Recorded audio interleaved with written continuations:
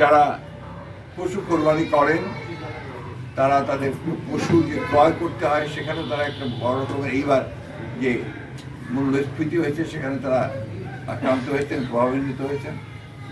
এবং একই সঙ্গে সাধারণ মানুষ যারা হয়তো কোরবানি দিতে পারে না, কিন্তু তারা বিভিন্নভাবে সেই কোরবানির গোশত তারা সংগ্রহ করে, তাদের পক্ষে এটাকে যে রান্না করা সেটা তাদের খুব কঠিন হয়ে দাঁড়ায়। কারণ যে সমস্ত মশলা দরকার হয়, যে অন্যান্য উপকরণগুলো দরকার হয়, সেটা তাদের পক্ষে সংগ্রহ করা খুব জটিল, কঠিন ব্যাপার। এবারের ঈদ দেশের মানুষের কাছে একটা কষ্টের দিন। মির্জা ফখরুল ইসলাম আলমগীর। আজকে দ্রব্যমূল্য যেভাবে বেড়েছে এতে সাধারণ মানুষের জীবন একেবারে অতিষ্ঠ হয়ে উঠেছে।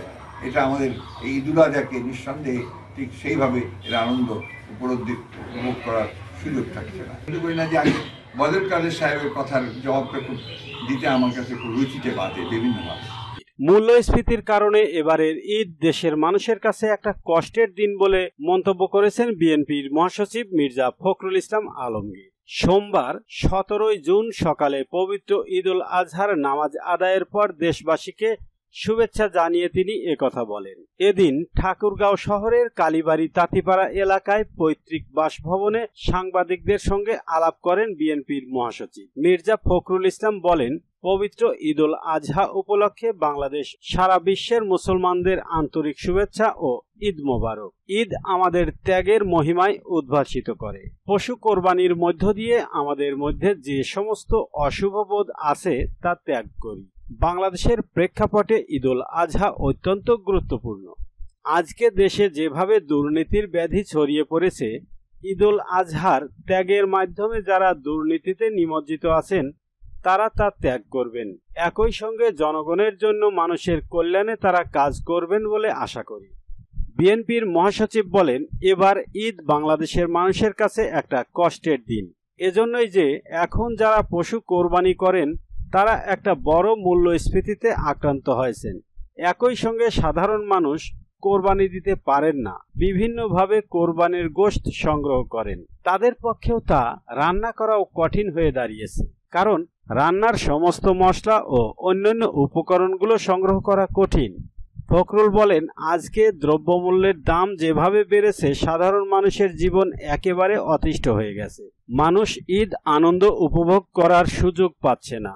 বিএনপি সেন্ট মার্টিন নিয়ে যে কথা বলেছে তাতে গুজব ছড়ানো হয়েছে।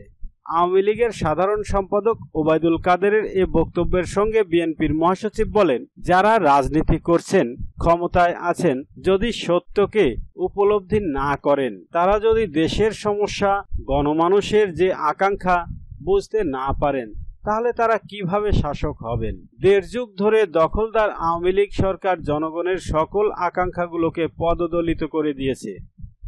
জনগণের অধিকারগুলোকে, ভোটের অধিকারগুলোকে পদদলিত করে দিয়েছে। তিনি বলেন, মিয়ানমার ও সেন্ট মার্টিনের বর্তমান ইস্যুটি আমাদের কাছে গুরুত্বপূর্ণ, কারণ যে যাই বলুক এটাই সত্য যে সেখানে গোলাগুলি হচ্ছে। টেকনাফ থেকে সেন্ট মার্টিনের সমস্ত জাহাজগুলো বন্ধ হয়ে গেছে। এই সত্যকে তারা অস্বীকার করবে কিভাবে? বিজিবির প্রধান সেখানে যাচ্ছে বারবার, সেনাবাহিনীর প্রধান বারবার বলছেন আমরা সতর্ক আছি। তাহলে আমরা গুজব ছড়ালাম কোথায়? এটা তো বাস্তবতা যে সেন্ট মার্টিনের সঙ্গে মিয়ানমারের ঘটনাবলীর একটা সমস্যা তৈরি হয়েছে। সেই সমস্যার কারণে সেন্ট মার্টিনে জাহাজ যেতে পারছে না, খাদ্য যেতে পারছে না। সেখানকার যারা অধিবাসী তারা অত্যন্ত কষ্টের মধ্যে দিন পার করছেন, তারা নিরাপত্তার অভাব বোধ করছেন। সেই জিনিসটা আওয়ামী লীগ স্বীকার করে না।